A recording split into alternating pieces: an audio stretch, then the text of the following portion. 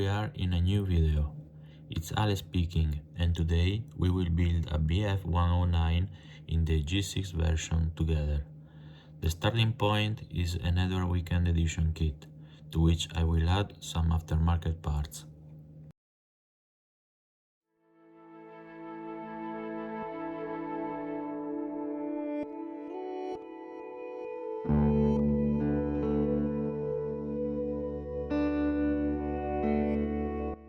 I have assembled part of the interior, which I will be able to paint together later, while some details will be installed afterward. Then I glue some pieces onto the fuselage hulls before applying the primer.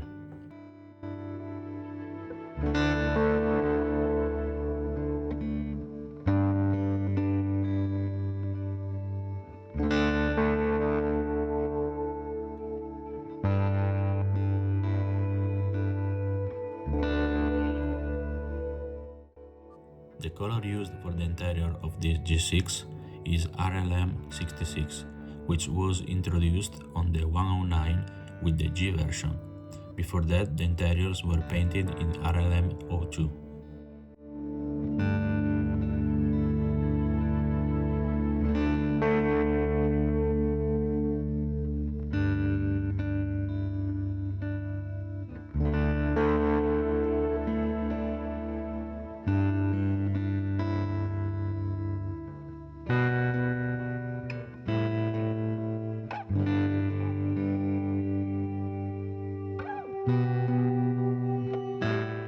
I like to use a sponge to recreate chipping, but you have to be very careful not to have too much paint on it, otherwise the effect won't look realistic.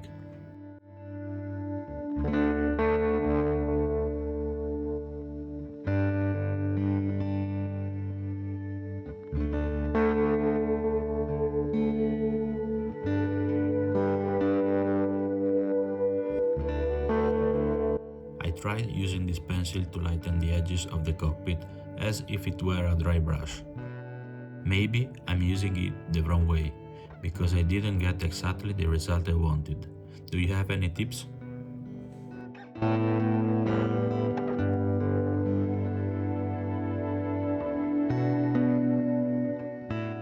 To further enhance this already highly detailed cockpit panel, I use UV resin to recreate the protective glass on the instruments.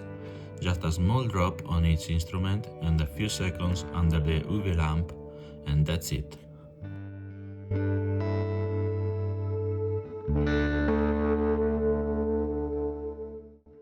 I also added these seat belts, which I carefully bent to create a more realistic look.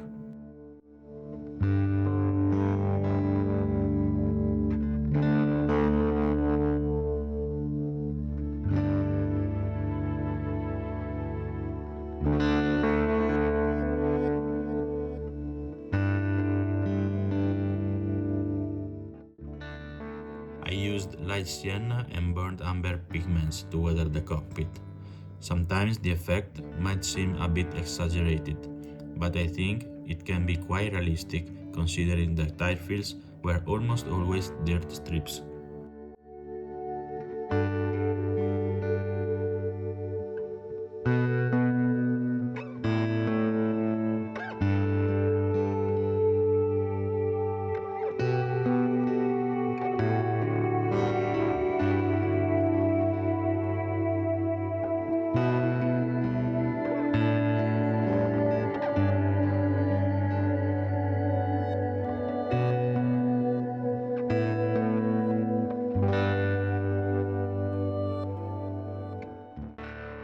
It's time to install the cockpit inside the aircraft and fit the instrument panel before closing the fuselage.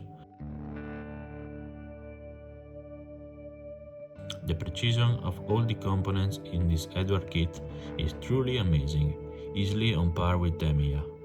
Assembling this kind of kit is an absolute pleasure.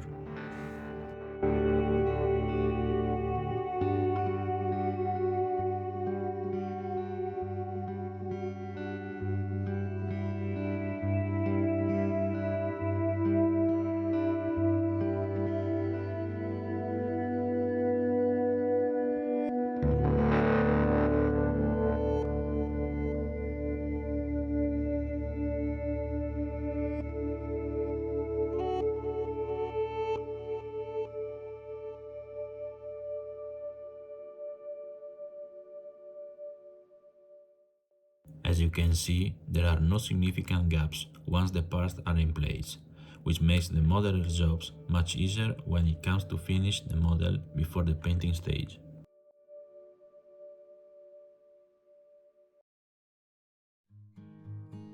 It's necessary to create a few holes to install the auxiliary fuel tank, which is positioned between the two main landing gears.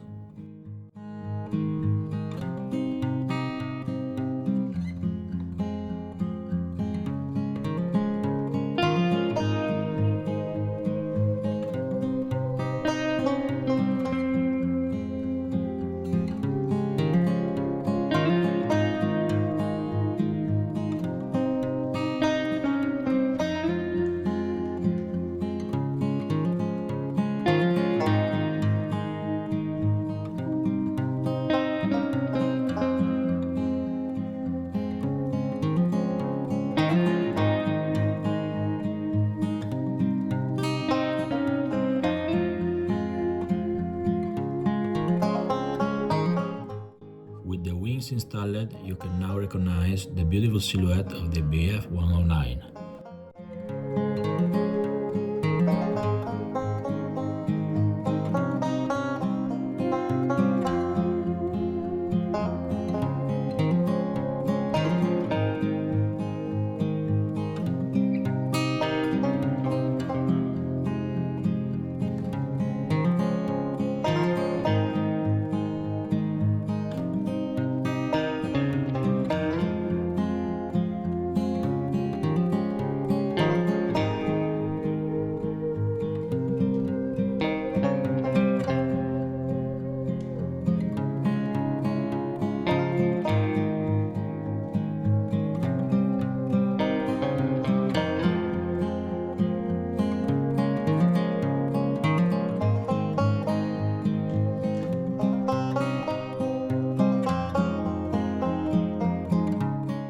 All the parts are now ready for the primer application.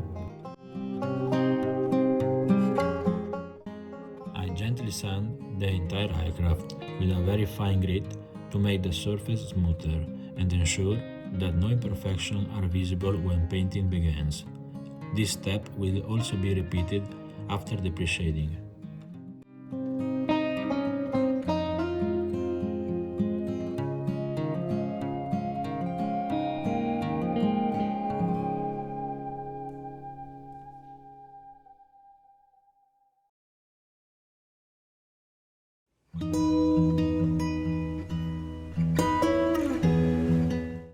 At this point, I start lightening the panels across the entire model. I prefer to begin with a dark base and lighten the panels rather than using a lighter primer and darkening the panel lines. This way, I have greater control over the pre-shading effect. At this stage, it's very important to remove the needle guard and handle the airbrush delicately, while keeping the needle clean at all times.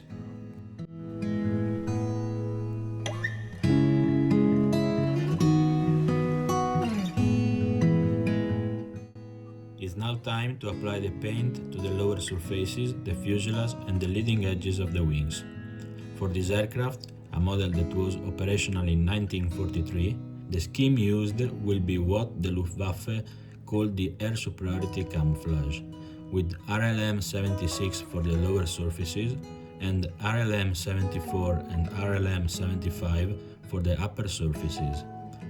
On some aircraft with this camouflage, the fuselage mottling also included some areas in RLM-02, but that wasn't the case for this specific model.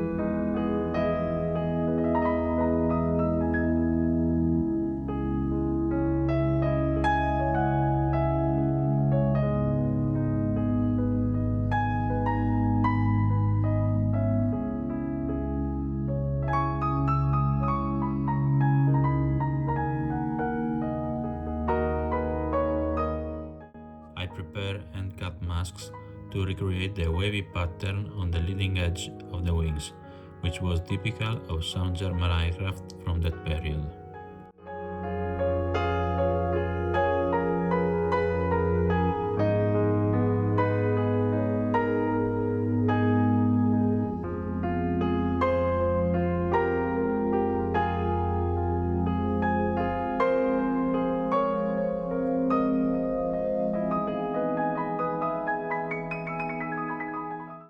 Once the entire model is masked, I can start painting the camouflage on the upper surfaces.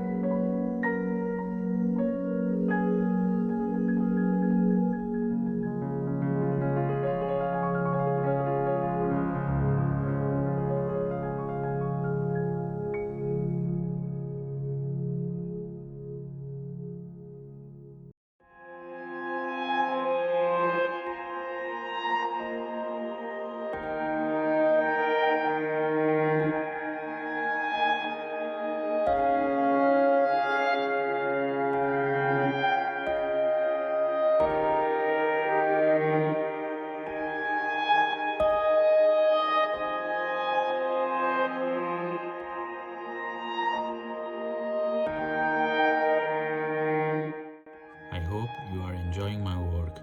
If you are not yet part of my community, please consider subscribing to the channel. It's a small gesture that means a lot to me and helps me grow and bring you even better content.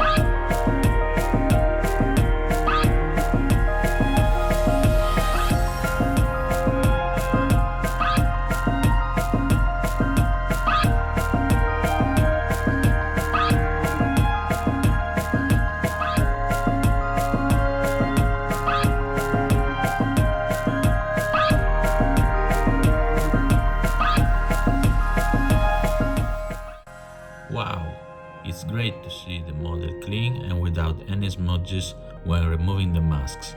You can also appreciate the pre-sheathing, not too strong, just the way I like it.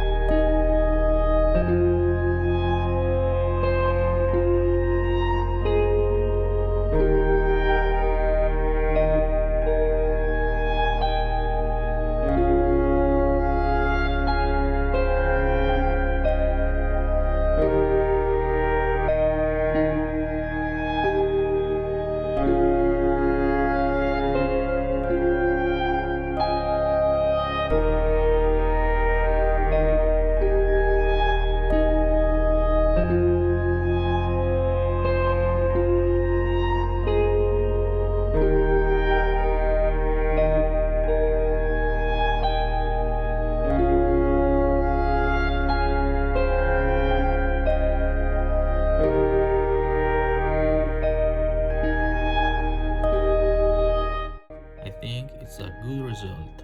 What do you think?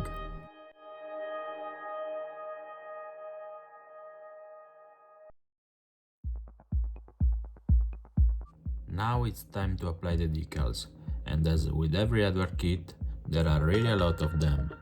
Let's get ready with some water, special fluids, a brush and plenty of cotton swabs. And of course, a little extra patience.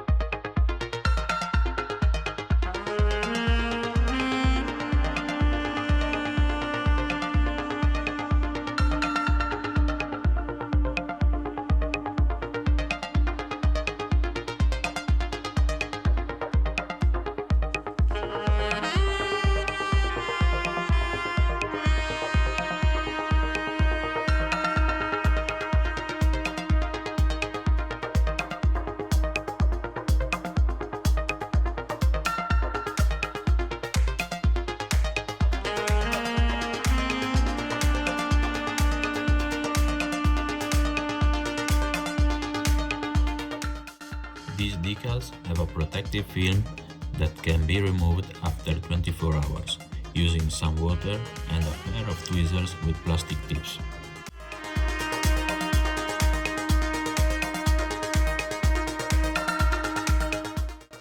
Let's begin the weathering phase by recreating some chipping with a brush.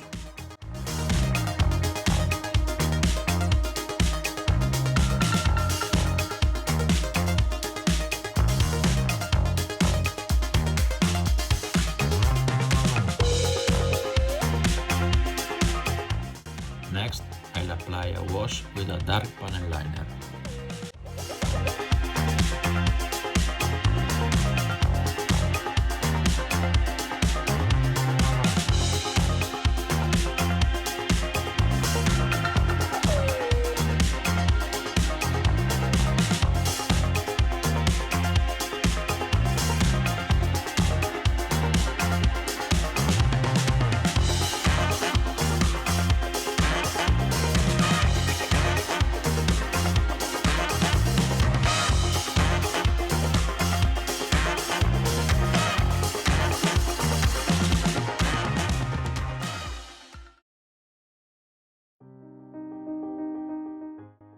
After the first phase of weathering, I decided to install all the details that should be mounted to ensure a uniform weathering result.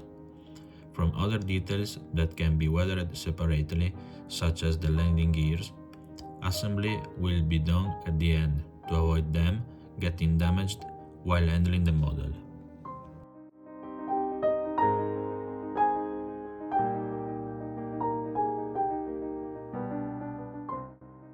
At this stage, I'm painting the exhaust in an initial step. Once the model is almost finished, I'll go back and touch them up to make them even more realistic.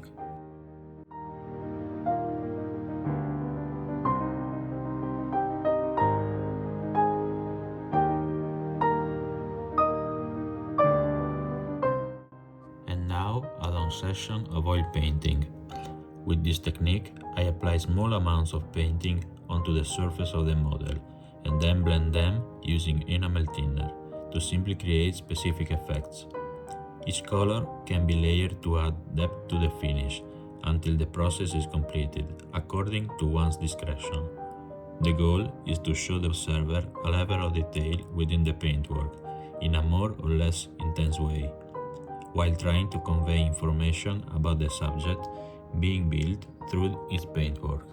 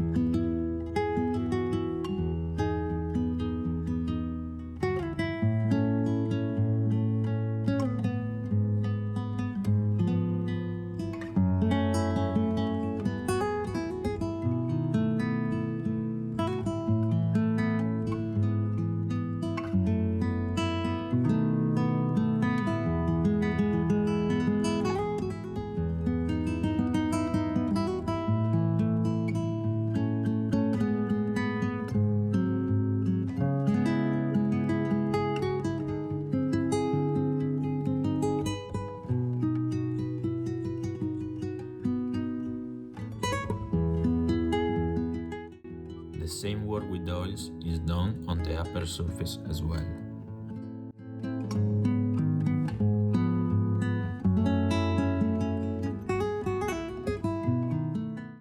What do you think of this technique?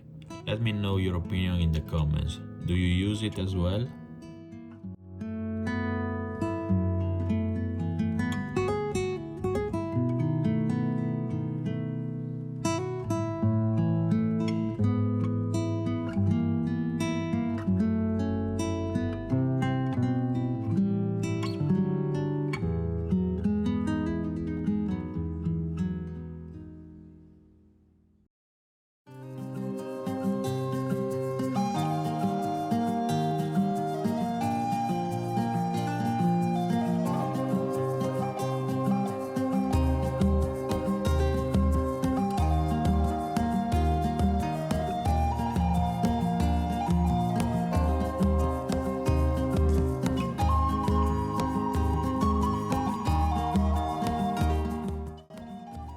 Continue weathering the model using pigments, first dry and then also moistening the surface with a product that simulates dust. It's specifically meant for the landing gear, but I like to use it on the surfaces as well to make them look more dusty, especially in combination with the pigments.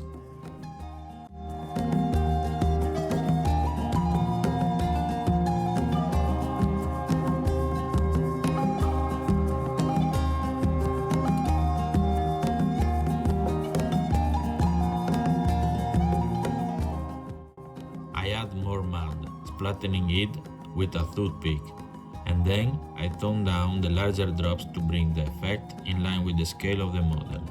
Sometimes it's easy to get carried away and forget that everything needs to be scaled properly for the effect to be truly realistic.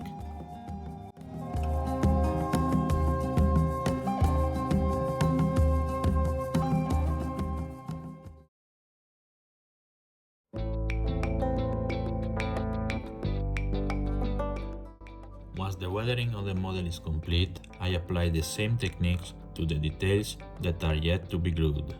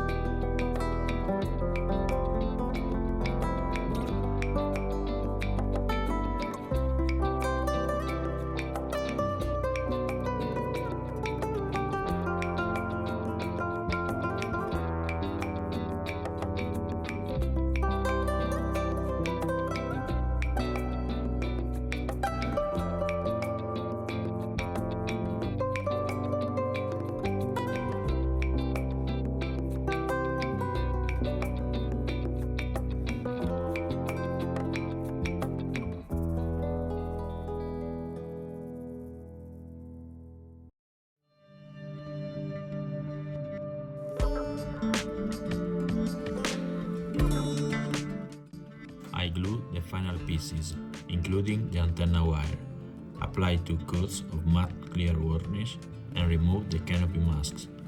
The model is almost finished and the video is coming to an end. I hope you enjoyed this work and that it can serve as inspiration if you are also a modeler. I look forward to seeing you in the next video. Thank you, and I send you my regards. Mandy.